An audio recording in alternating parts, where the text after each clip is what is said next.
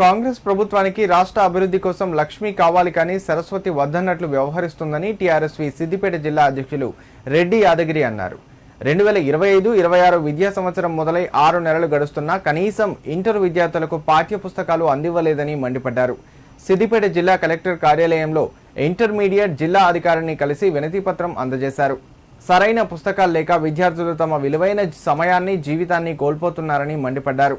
వెంటనే అన్ని కళాశాలల్లో ఇంటర్ విద్యార్థులకు పాఠ్య పుస్తకాలు అందజేయాలని కోరారు.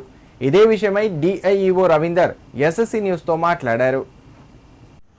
విద్యా సంవత్సరం స్టార్ట్ అయ్యి 6 నెలలు కావస్తున్నా కానీ ఇంతవరకు ఇంటర్మీడియట్ పాఠ్య పుస్తకాలు ఇవ్వడం లేనందున ఈరోజు డిఐఈఓ గారికి ఈ యొక్క మెమరాండం ఇవ్వడం జరిగింది. కాంగ్రెస్ పార్టీ అధికారంలోకి వచ్చిన తర్వాత 23 నెలలు కావస్తూ ఉన్నది. ఈ తరుణంలో విద్యాశాఖను పూర్తిగా రేవంత్ రెడ్డి గారు ఫస్ట్ పట్టిస్తూ ఉన్నారు. ఈ యొక్క విద్యాశాఖను రేవంత్ రెడ్డి దగ్గరనే పెట్టుకొని కనీసమైన విద్యార్థుల బాగోగులు చూడకుండా ఈరోజు కేవలమైన వాళ్ళ అధినాయకత్వాన్ని మెప్పు పొందడానికి కోసమే ఈరోజు ఇక్కడ పదవిని చేపట్టడం జరిగింది.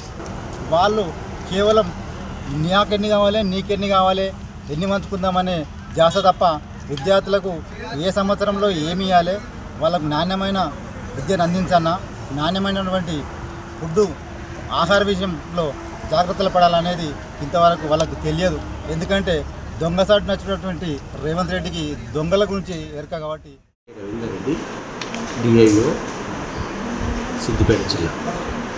మన జిల్లాలో 20 ప్రభుత్వ జూనియర్ కళాశాలలు గలవు. ఈ విద్యా సంవత్సరం మొదటి సంవత్సరంలో కొన్ని గత సంవత్సరంతో పోల్చినప్పుడు అడ్మిషన్లు పెరిగాయి. అక్కడక్కడ కొంతమంది విద్యార్థులకు పాఠ్యపుస్తకాలు అందడం లేదని నా దృష్టికి వచ్చింది. వాటి గురించి కూడా డైరెక్టర్ ఆఫ్ ఇంటర్మీడియట్ ఎడ్యుకేషన్ వారికి ఇండియన్ పెట్టడం జరిగింది. తర్వాత విద్యార్థులకు నష్టం జరగకుండా తాత్కాలికంగా కొన్ని పాత పుస్తకాలు కూడా అందజేయడం జరుగుతుంది విద్యార్థులకు.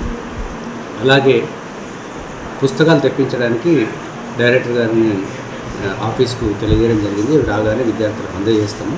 విద్యార్థులకు మాత్రం నష్టం జరగకుండా లెక్చరర్స్ని చూసుకోవాల్సిందిగా చెప్పడం జరిగింది.